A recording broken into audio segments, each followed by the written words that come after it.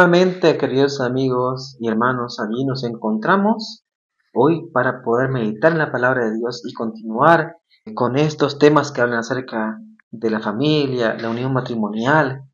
Hoy que es 5 de septiembre, vamos a leer esta matinal que lleva por título Permitamos que Dios gobierne. Y antes de poder leer el texto que está en el libro de Salmos, vamos a orar para que sea nuestro Dios quien dirija estos momentos de estudio de su palabra, de meditación, ¿sí? En su palabra. Oremos. Padre bendito que estás en los cielos, Señor, te damos gracias, Señor, porque realmente el principio del amor, Señor, es obedecerte, Señor, a ti, es vivir contigo, Señor. Ayúdanos a comprender, Señor, bien claramente, Señor, cómo es la familia que tú formaste, qué es lo que deseas, Señor, y cómo tú, Señor, la diriges, cómo tú, Señor, encaminas esto para el bien, Señor, no solamente de los individuos que toman este paso, Señor, sino también de quienes los rodean y quienes vienen, Señor, también con esta unión. Guíanos y ayúdanos, Señor, a todos nosotros a comprender lo que tú deseas, Señor, para nuestras familias. Te lo pedimos esto en el bendito y sagrado nombre de tu Hijo amado Jesús. Amén. En el libro de Salmos, el capítulo 127, el versículo 1, la palabra de Dios nos dice lo siguiente: Si Jehová no edifica la casa, en vano trabajan los que la edifican. Si Jehová no guarda la ciudad, en vano vela la guardia. ¿Qué nos quiere decir esto? Si realmente una vida prácticamente o una familia nos tiene como base las enseñanzas y los principios bíblicos, ese hogar se derrumba. Ese hogar, cualquier problema que venga, lo va a destruir. Es como en la parábola que Cristo un día contó. Un hombre que edificó su casa sobre la arena y vino, sí, la lluvia, vino el mar y la destruyó. Pero aquel que edificó su casa sobre la roca, ese estuvo seguro. Vino la tormenta, vino el mar que arreciaba, pero no cayó. Porque lo hizo en un lugar seguro, porque lo edificó sobre un fundamento firme, porque lo edificó sobre una base sólida. Dios desea qué, y Dios qué deseaba desde el inicio. Dios deseaba que la tierra se llenara de gozo y paz. Porque cuando creó al hombre, lo creó para que el hombre sea feliz, para que tanto el varón como la mujer sean felices. Él anhelaba llenar el corazón de todos los seres humanos con la paz del cielo. Eso es lo que Dios quería. Llenar el corazón del ser humano con la paz que solamente el cielo puede dar. Desea hoy en día también que las familias terrenales sean un símbolo de la gran familia celestial. Cristianos más que todo, sí. Dios desea eso. Dios desea que nosotros seamos un símbolo de la familia celestial ante un mundo que aún no lo reconoce, ante un mundo que no lo conoce también. ¿Pero qué estamos haciendo? ¿Estamos permitiendo que Dios gobierne? ¿O estamos gobernando a nuestra manera o permitiendo que otros gobiernen nuestra familia? ¿Qué estamos haciendo? El hogar debiera ser todo lo que la palabra implica.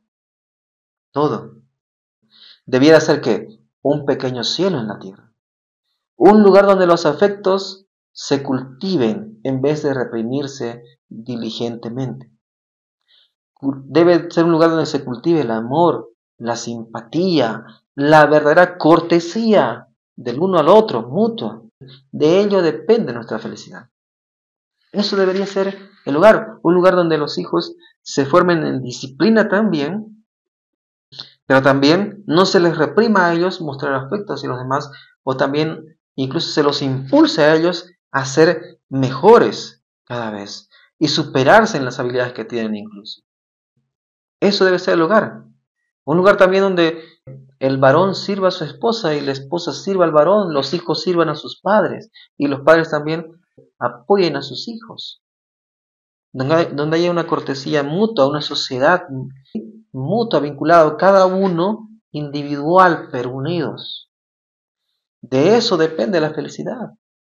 donde haya simpatía, empatía el uno por el otro también. Pues podemos aquí mencionar muchas cosas, donde haya honestidad, donde haya reciprocidad del uno por el otro también. Un cielo verdaderamente aquí en la tierra, así como Dios lo hace, ¿verdad? Dios lo da todo por los demás. Igualmente demuestra un afecto mutuo por todos nosotros también, igualmente da todo ese amor hacia nosotros. Entonces debe ser un reflejo, un símbolo de la familia celestial, la familia terrenal. Aquí, cristianos en sí. Que vuestro hogar sea tal que Cristo pueda entrar en él como huésped permanente. El hogar donde los miembros son cristianos, bondadosos y corteses, ejerce una influencia de gran alcance para el bien. Los ángeles del cielo visitan a menudo el hogar donde la voluntad de Dios impera. Bajo el poder de la gracia divina, tal hogar llega a ser un sitio de refrigerio para el cansado peregrino. Ahora, ¿cómo poder llevar a esto a tener ese tipo de hogar? Cuando Dios mismo sacó al pueblo de Egipto, este pueblo que lastimosamente ahí había quedado, ¿verdad? Y estaban siendo ellos guiados, bueno, mal encaminados, ¿verdad? Por un gobierno pagano, se les estaba enseñando a ser idólatras, se les estaba enseñando a seguir un concepto de vida completamente errado, ¿sí? Porque incluso allí se practicaban ciertas cosas, ¿verdad? Que no eran correctas en el matrimonio y demás. Entonces, cuando Dios los sacó, Dios estableció qué debían hacer ellos, cómo debía guiarse la familia de allí en adelante. Dios mismo estableció todo eso allí. Y en el libro de Deuteronomio, en el capítulo 6, Dios allí indica cómo podían ellos llegar a ser ese hogar que sirva de atractivo para el mundo, para ver cómo es un hogar cristiano realmente, cómo es un hogar que tiene a Dios realmente como su gobernante, como el principio, el fin y el medio. Dios que le dijo, primeramente mediante la voz de Moisés, hablando con ellos, Dios dice lo siguiente: estos pues son los mandamientos, estatutos y decretos que Jehová vuestro Dios mandó que os enseñara, para que los pongáis por obra en la tierra a la que vais a pasar para tomarla en posesión. Eso es lo primero que le dice Moisés, ¿no? Dios se le mandó eso a él para que él lo transmita a ellos. Ahora, ¿qué es lo que les dice? Primeramente, amarás a Jehová tu Dios de todo tu corazón, de toda tu alma y con todas tus fuerzas. Primero, fundamento. El fundamento es ese: amar a Dios. Primeramente, relacionarme con Dios, estar bajo la voluntad de Dios, hacer caso a Dios. O sea, en otras palabras, permitir que Dios gobierne mi vida, mi familia. Segundo, estas son las palabras que yo te mando hoy, estarán sobre tu corazón. Y esto es segundo, pero no menos importante, es igual de importante que el otro. ¿Cuáles son? Se las repetirás a tus hijos, estas palabras, o sea, todos estos mandamientos que acá más adelante le va a ir entregando Moisés al pueblo, ¿sí? Cosas que ya le había dado también antes y que las había repetido. Pero aquí las sigue repitiendo para que ellos entiendan cómo debe dirigirse el hogar y la familia y la sociedad aquí en este mundo bajo el gobierno de Dios, no de los hombres, sino el gobierno de Dios. ¿Y qué es lo que le dice aquí? Estas palabras que yo te mando hoy, o sea, todos esos decretos, todos esos estatutos, él le dice que estarán sobre tu corazón primeramente. Primeramente aquí, en nosotros, para que ejerza una transformación en nosotros. ¿Qué más? Se las repetirás a tus hijos. O sea, ahora yo de lo que tengo aquí esto, de que estoy yo allí conociendo esto de Dios y buscando agradar a Dios así, entonces también yo tengo que enseñar y transmitir eso a mis hijos. Y enseñar eso y transmitir a mis hijos. Debo hablarles de ellas, dice, estando aquí en la casa, andando por el camino, al acostarse mis hijas, ¿sí? Yo debo hablarle. Cuando ellas se levanten, debo también llevarlas a la presencia de Dios, al encuentro con Dios en su palabra, también atar incluso eso, dice, como una señal en nuestra mano de nosotros, debe estar en los frontales entre nuestros ojos también, escribirlas en las postes de nuestra casa, de nuestras puertas, debe estar allí, siempre recordándose que quien gobierna, quien dirige, bajo el gobierno, bajo el mando de quien estamos, el padre, la madre, los hijos, es Dios. Que estamos edificados sobre la roca sólida de sus doctrinas, sus enseñanzas, su práctica, ¿sí? Y que Dios es el fundamento de ese hogar. Entonces, cualquiera que llegue a ese hogar, como dice aquí, será un refrigerio para el cansado peregrino. Para el cansado peregrino. Y así como con Abraham, incluso ángeles vendrán a visitar ese hogar. El yo no hace valer allí sus derechos.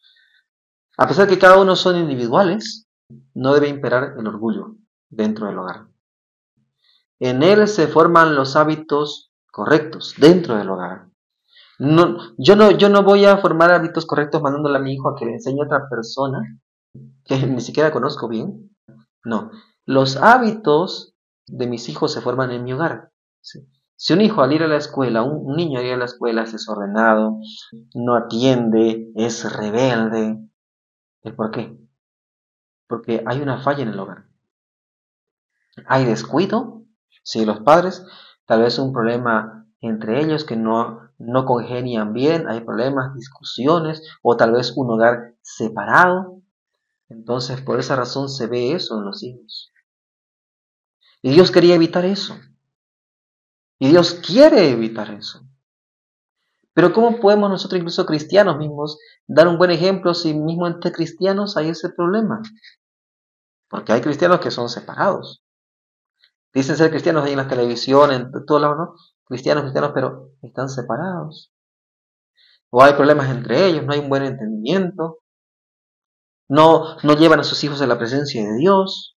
Cada uno está, digamos, ya la mujer ocupada en su asunto, el hombre ocupado en su asunto, los hijos por otro lado. Hay el orgullo, ¿no? Ya yo no quiero ceder, no tú tienes que ceder. Allí el niño va a crecer con hábitos mal formados, mal encaminados, con un concepto errado de lo que es el hogar. Hay que tener por eso mucho cuidado antes de tomar ese paso, ¿no? Dice allí un cuidadoso reconocimiento de los derechos de los demás. O sea, dentro del hogar debe reconocerse que cada quien tiene su derecho, pero también su deber. También su deber. Porque un derecho conlleva también un deber. Un deber. Entonces, la fe que obra por el amor y purifica el alma mantiene el timón y gobierna la familia entera. ¿Quién la gobierna? Dios. ¿Quién es el que va a orar por el amor en el corazón de la familia y va a purificar el alma? ¿Sí? Es Dios. Nuestro fundamento, nuestro gobierno, si en el hogar, debe estar dirigido y regido por la palabra de Dios, por Dios mismo. Así que hogares cristianos, Dios debe regir ese hogar. No las leyes del mundo, no los movimientos hoy en día esos del mundo que hay por ahí, ¿no? Extraños, que están queriendo tergiversar la familia, incluso los valores, incluso los derechos de los demás, ¿sí? Ya ni siquiera son derechos, ¿no? Hoy en día a los derechos ya, o sea, cualquier cosa le llaman derecho, ¿no? Por eso el hogar, como Dios lo estableció, debe ser como Dios lo estableció, y así la sociedad será sana, así las familias serán felices, así realmente habrá paz. Una familia bien constituida y bien dirigida es la mayor evidencia del poder del cristianismo que puede ser presentada al mundo. No hay mayor poder del cristiano que el tener una familia bien gobernada.